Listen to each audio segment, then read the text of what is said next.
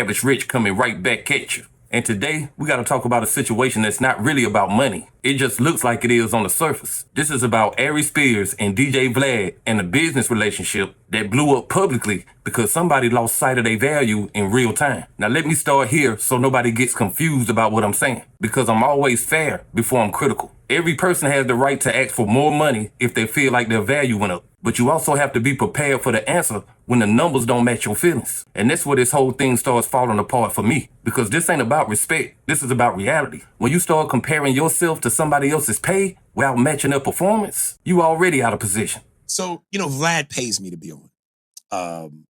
And he's probably mad that you said that because then everybody else wants to get paid. No, he pays people. Everybody? He pays. Yeah, but we all get different pay. So people have said, the most popular guest that Vlad has on, Lord Jamar, Tony Yayo, Godfrey, Boozy, and Aries. I'm the only one left. Godfrey stopped because of the beef with Farrakhan, as did Lord Jamar. Tony Yayo just doesn't do it anymore. And Boozy wanted a raise. Come to find out, Boozy wanted $35,000 an episode. Wow. He was getting $25,000. Wow. So I don't get nowhere near that. And, obviously it's based on the numbers because a lot of Boozy's clips are in the millions.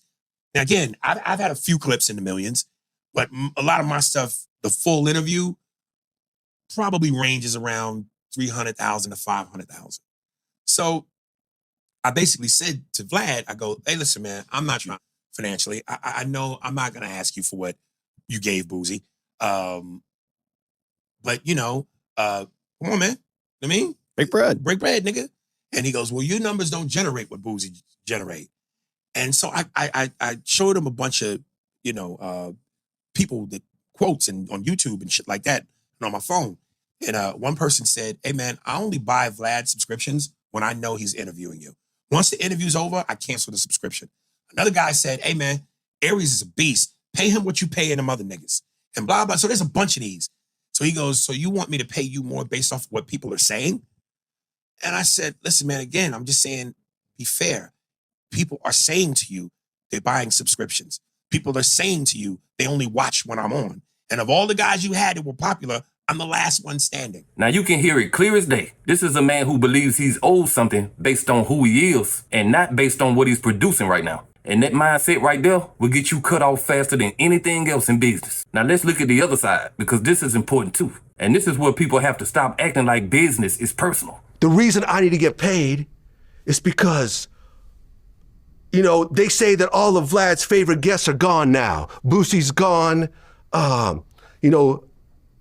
Godfrey's gone, Lord Jamar's gone. Lord Jamar's not gone, by the way. He's been on my show twice, in the past year. Me and him still talk all the time. Tony Yayo's gone. Tony Yayo's coming in tomorrow. Oh, shit. And see, I'm the last person left, and if I leave, then no one's gonna watch anything on the channel. I'm the franchise player. Like, I need to be paid more just for that. Wants the max. Give him the max. So let me, and here's another stupid ass, concept based on comments or people in his ear. Here's the reality based on the actual numbers, right?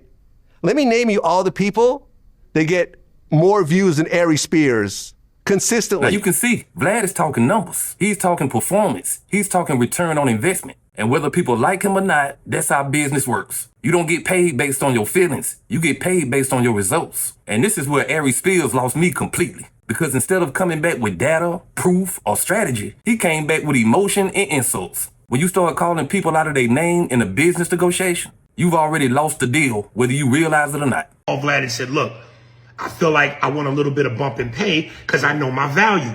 You once had Lord Jamar, Godfrey, Tony Yayo, Boozy, and me, all of which many times people said were your best guests.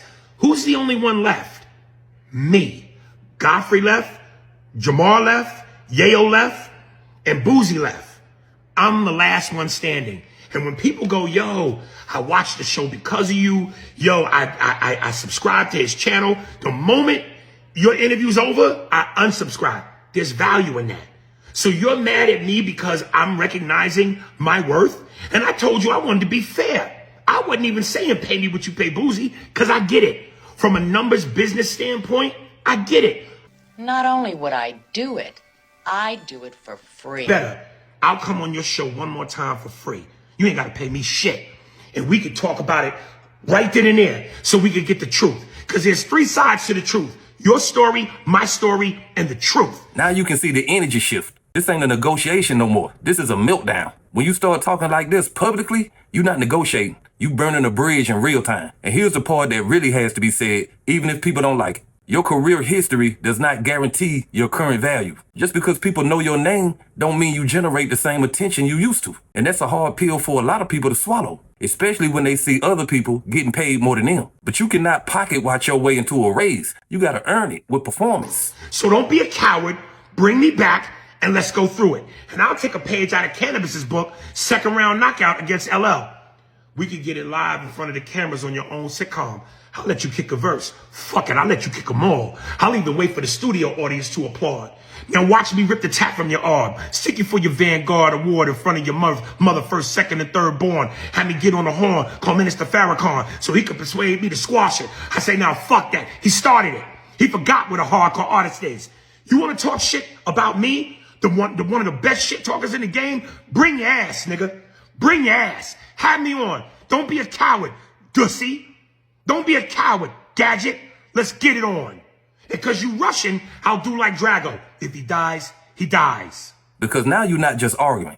You challenging somebody to bring you back to their platform after you just disrespected them. That ain't confidence. That's a complete misread of the whole situation. No business owner is going to reward that kind of behavior, especially when they don't need you to keep their platform running. And that's the part he missed completely. Vlad don't need his interviews the way he thinks he does. Now, before I go any further, I'm going to leave space right here because there's a whole nother context to Aries Spears that people have forgotten, and it matters when you talk about public perception and value. Believe me, it's bothering me not to talk about the skit, and there's some very valid things I feel like I have to say or want to say, but just can't at this time. And I'm no coward.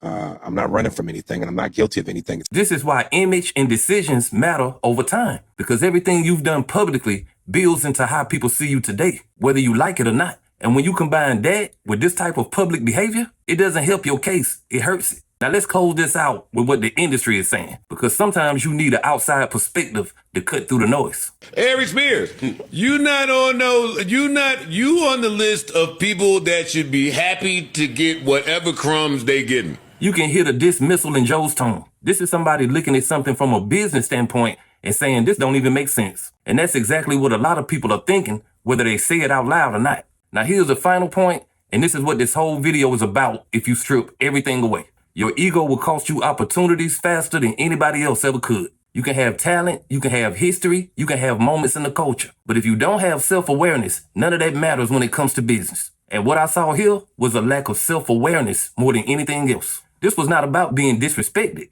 This was about not understanding your value in the current market. And when you don't understand your value, you make demands that don't align with reality. And that's exactly what happened here. And now you go from making money consistently on the platform to being completely cut off from it from a negotiation that was handled the wrong way. That's not a loss caused by Vlad. That's a loss caused by how you chose to move. You can ask for more without disrespecting somebody. You can negotiate without burning a relationship. And you can walk away without destroying the opportunity completely. But once you let your ego take over, all 3 of those options disappear. And that's why this situation ain't really about money to me. This is about discipline and how you handle yourself when you don't get what you want. Because that moment right there can define your career more than any paycheck ever could. But hey, that's just my opinion.